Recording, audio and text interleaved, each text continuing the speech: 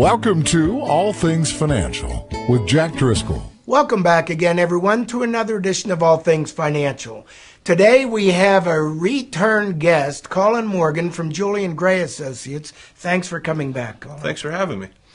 What we're doing is getting into a discussion on the legal affairs, especially pertaining to retirement and senior living. So what I wanted to do is invite Colin back to talk a little bit about people who are considering getting near the age of retirement, how to make sure all their plans and legal affairs are in order. So, Colin, what type of situations are you running into when you talk to the 50-year-olds, let's say, or the 60-year-olds, who really don't have any specific needs? They're just coming and asking you, what all do we need to start thinking about? Absolutely. So when an individual is retired, or family has retired, and they're living that retirement life, they're traveling between their kids' families and being babysitters and all that stuff. All my clients say that they're more busy now that they're retired than when they were working.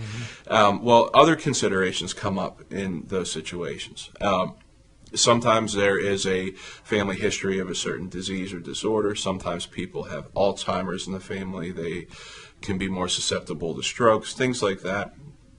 That while there's no diagnosis currently, while there's no threat currently, the writing's on the wall that something might happen. You mean because maybe it's in the genetics from they've seen it in their parents or grandparents? Exactly, exactly. So some diseases are somewhat hereditary, Parkinson's, dementia-related illnesses. And what those mean to a lot of families is that they have to have some planning considerations. Most likely, if somebody has that diagnosis, you're going to have some modicum of medical care, expensive medical care that's needed and necessary in the future. So my more conservative-minded fiscal clients come to me and say, how can I plan for this?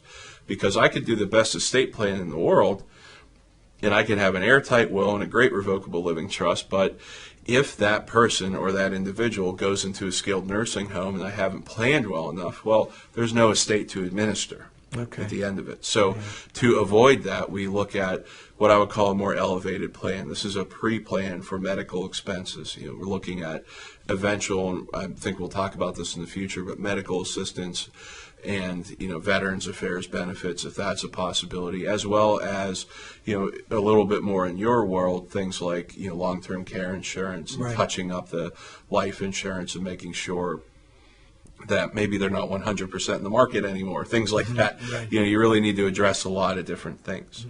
So what I suggest for these clients is that they enter into a more protective style of trust. Maybe through their 30s and 40s, they've accumulated resources, and we did a revocable living trust to make sure that assets pass properly upon their death if it happens at a younger age. But what we want to look at is to use qualified trust, meaning that whatever asset you place into the trust is no longer countable for a means-based benefits program. And that's really important. We would look at that early? Yes, I think the earlier the better. Okay. Because a lot of these means-based benefits program, if you do this planning, there's kind of a cooling off period or a look-back period, which means that for things like medical assistance, you have to wait 5 years, to get any assets cleared into a trust. Okay. As of right now, there's no look-back period for the VA, for Veterans Affairs benefits. However, they're looking to impose a 3-year look-back period as soon as possible. So getting in ahead of all that stuff means the earlier you plan, the less issues you have. Now, these trusts are restrictive, and we'll talk more about the specific benefits programs later, but for example, a trust that will get you qualified for medical assistance and or VA benefits means that anything you put into the trust, you have no direct access to it anymore. So your clients who are 50 and 60 and they're still running their own day-to-day business and they want to have control over their resources, we want to pick and choose what makes sense to put into the trust. And my advice for clients are the family home and the life insurance policies are the easiest things to put into a restrictive trust. You never draw on the principal of a house, right? You only live in it. Generally, you never draw on a life insurance policy. You can take loans against them, but that's not drawing out cash value. That's just loaning against them. So it works. Those two products work very well in one of our trusts. Also, a lot of our trusts that are more restrictive still allow for income to come out to the trust to the original person who funded it. Okay. So if you're looking at products like fixed index annuities or dividend producing stock, things like that that actually pay an income, that works great too.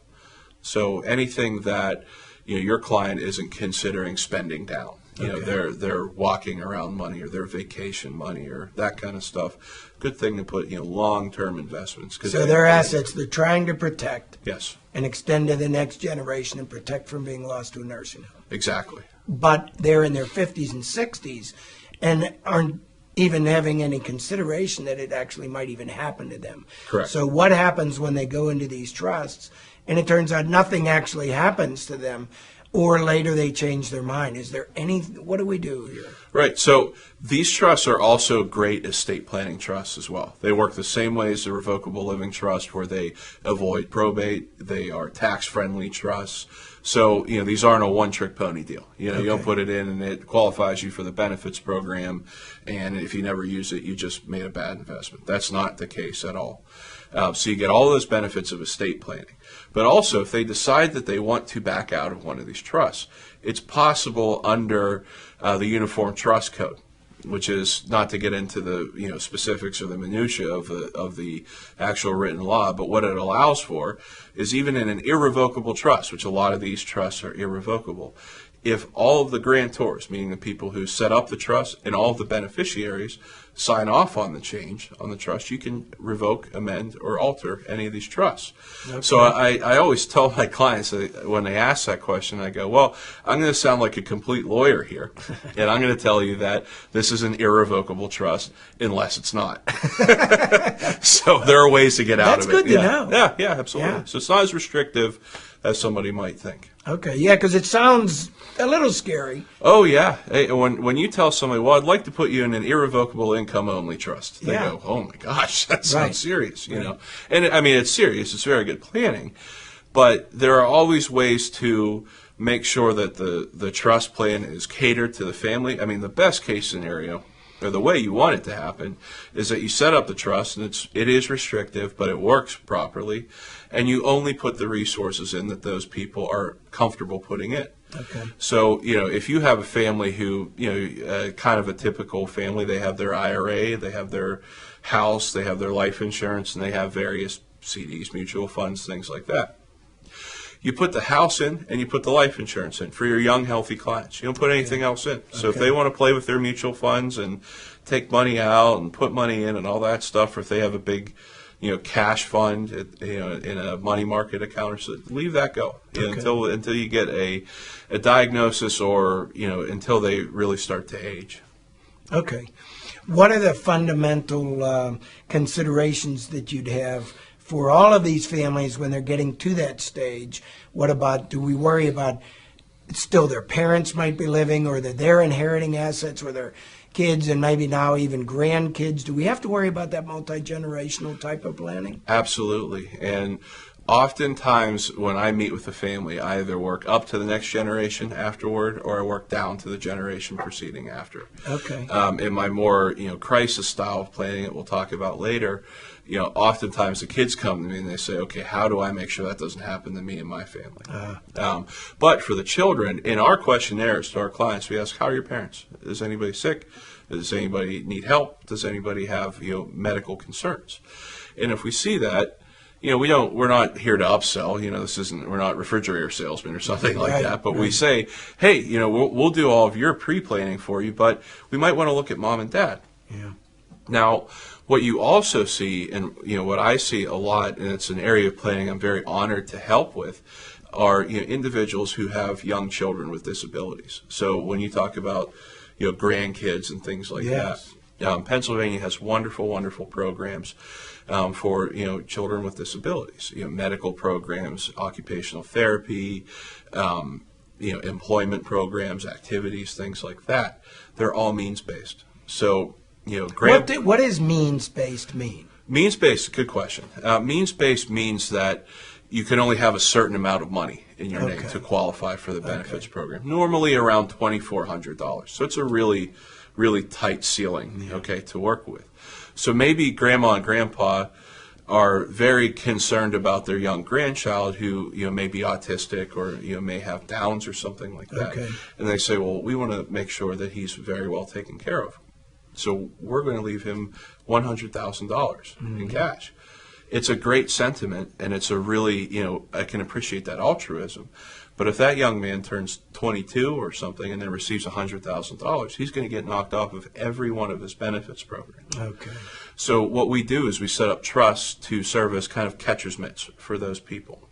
And this is not even just people who are who may be disabled. This is individuals who might not be great with money. That's another thing. And we call these supplemental needs trusts. So this means that, I'm not getting the inheritance directly, but a trust that's set up only for my benefit is going to get, the inheritance.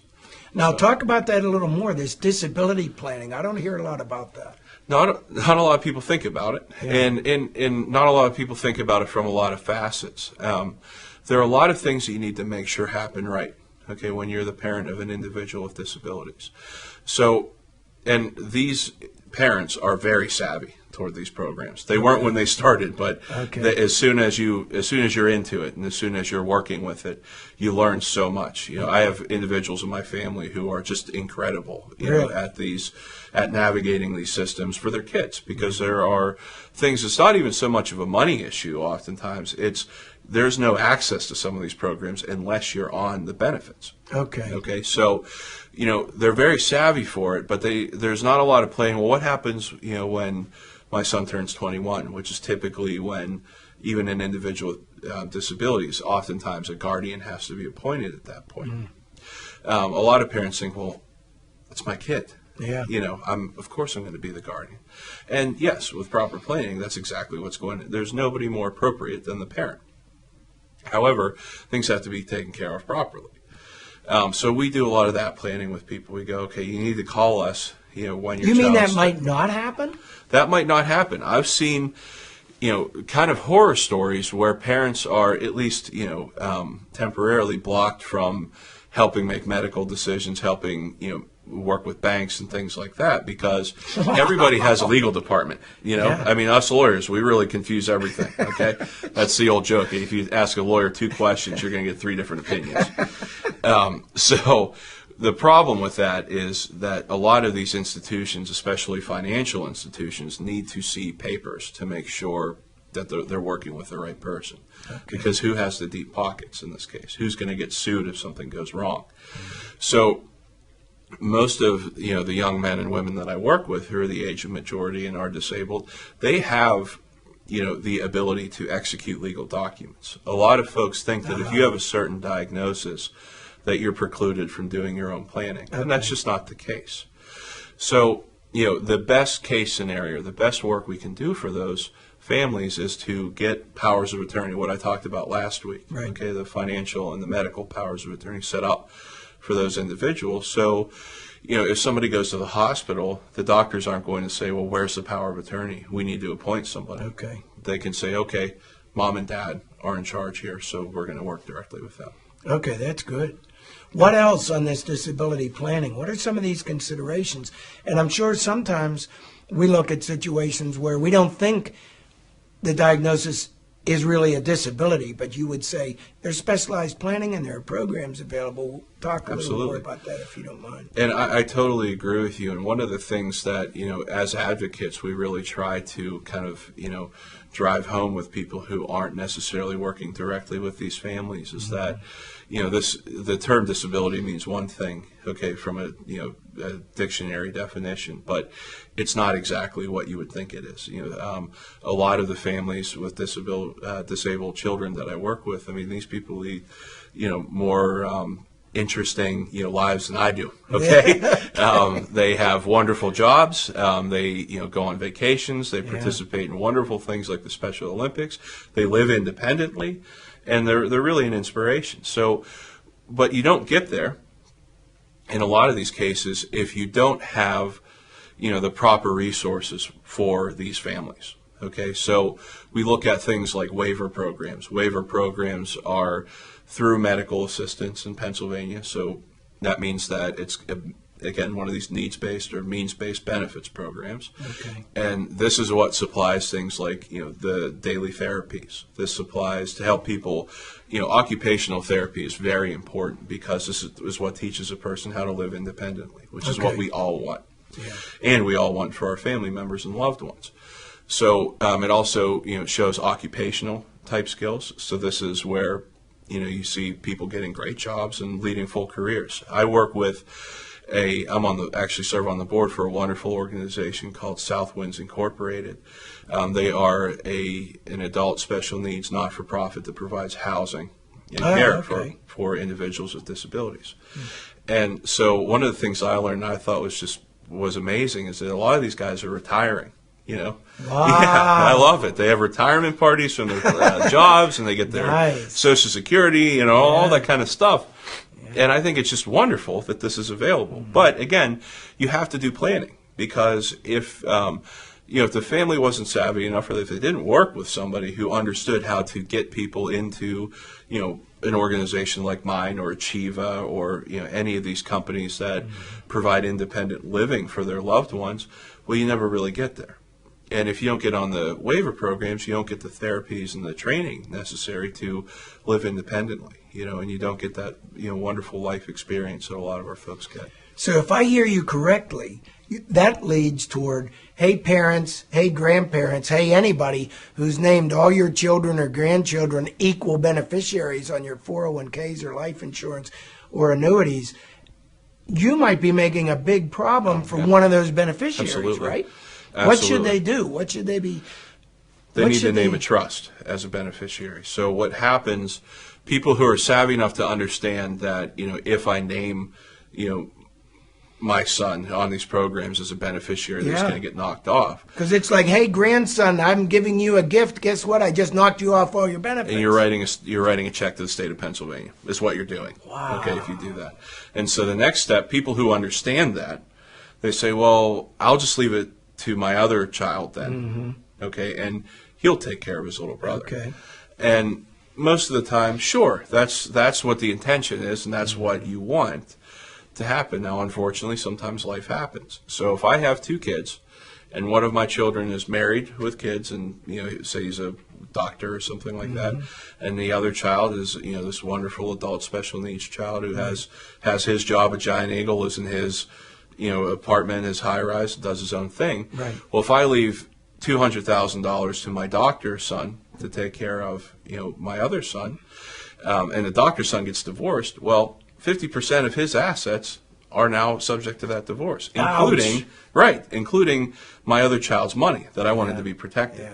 Yeah. A trust can't get sued. A trust can't get divorced. A trust can't declare bankruptcy. All of these things allow me to set up a very strong, conservative, solid, stable situation for my clients' families. Okay. And that's peace of mind. So we know right now, some of you families watching and listening are already making mistakes and have these situations with exposed beneficiaries who are detrimental. We know that. Right, absolutely, and it's with the best of intentions. It's not anything where, some of these families I speak with, they go, oh my gosh, what did I do? And I go, you're okay.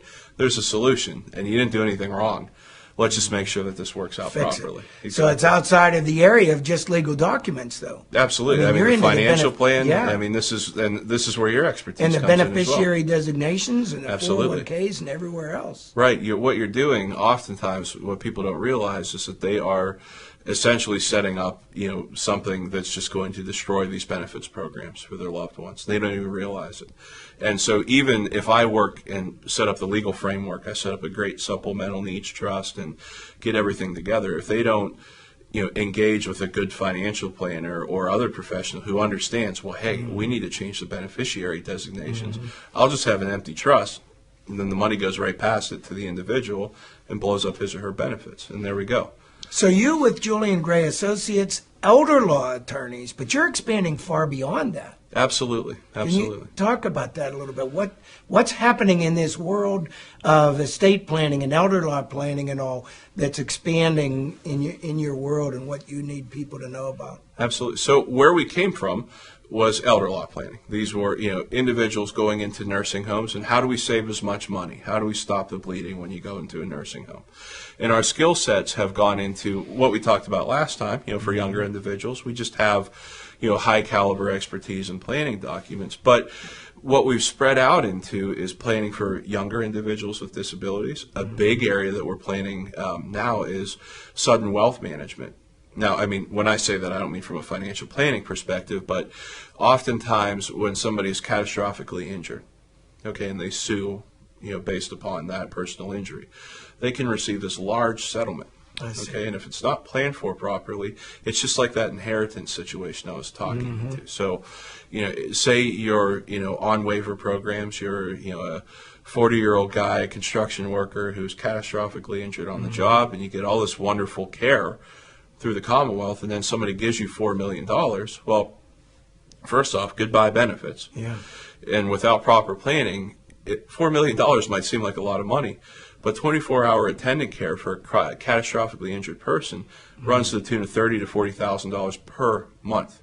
Ouch. $4 million is not a lot of money in that situation. So helping plan to get somebody onto medical assistance and maintain those benefits, whether we have to spend down some money or whether we have to do some legal maneuvering to get them there, is extremely helpful and very vital to those clients.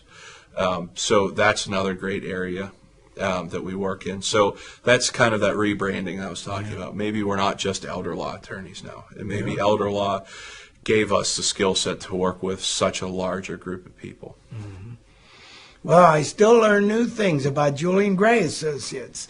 All right, Colin Morgan's our guest for today. We're out of time. What I'd like to do is continue this discussion next week with some more specifically designed elder law care, nursing home care, planning for legalities before that happens, how to protect your assets, things like that. Absolutely. Is that okay? Absolutely. Love to. Thank you. Thanks for coming on the show. Hey, everyone, I appreciate your tuning in to another edition of All Things Financial. We'll be back again next week with some more discussion on really areas in senior care and how to make sure your assets don't get wiped out if something happens to you, specifically pertaining to nursing homes. We'll be back again next week. Thank you. Colin, can you help everyone listening and watching on how to get a hold of you? Absolutely. So there are 3 great ways to get in touch with us. First off, you can visit our website. That's grayelderlaw.com. Secondly, you can email me directly. That's Colin, COLIN, at grayelderlaw.com. Or you can give us a call at our front office. That's 412-458-6000. And what will happen at that point is you'll talk to our triage staff, who they're absolute experts. They know more than most people, more than a lot of attorneys about what we do. And they'll get a lot of good information for me, okay, so I can start to formulate a plan proposal, and we'll have you in for a no-risk consultation. That means that if you decide that, not go with us, or if I decide that you don't need our services, then it's not going to cost you anything. So we think that creates a really good open relationship, with the firm right off the bat. So basically those are 3 ways to get in touch, and if you need us, we're always around, so feel free to give a call or email. Thank you. You've been listening to All Things Financial with your friend with the answers to all financial matters, Jack Driscoll of Driscoll Insurance and Financial Services. Securities and investment advisory services offered through Sage Point Financial Incorporated, a registered broker-dealer and registered investment advisor and member FINRA and SIPC. Driscoll Insurance and Financial Services is not affiliated with Sage Point Financial, Inc. or registered as a broker, dealer, or investment advisor. You can reach Driscoll Insurance and Financial Services Incorporated at 412-833-1500, and they are located at 2738 South Park Road, Bethel Park, Pennsylvania, 15102.